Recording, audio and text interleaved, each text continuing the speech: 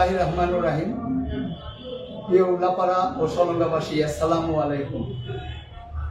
আপনারা ইতিমধ্যেই অবগত হয়েছেন যে আমি ডিআইজি খান সাইদ হাসান জ্যোতি আপনাদের এলাকা বরহট ইউনিয়নের খামারপাড়ায় জন্মগ্রহণ করার পর পৈতৃক কর্মস্থলে অবস্থান, নিজের লেখাপড়া, চাকুরি, অতঃপর সর্বশেষ গত খুনি ও লুটেরা হাসিনা আওয়ামী লীগ সরকারের মিথ্যা মামলায় পলাতক ও কারাজীবন সমাপ্ত করে সম্প্রতি মুক্ত হয়ে প্রায় 40 বছর অতিবাহিত করার পর আপনাদের মাঝে ফিরে এসেছি।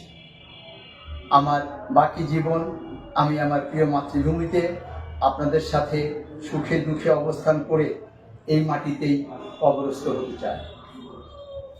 আমি এখন বরহট খামারপাড়া গ্রামে নিজ বাড়ি ও উল্লাপাড়ার গুলিস্তান এলাকায় একটি কার্যালয় স্থাপন করে এখানেই অবস্থান করছি।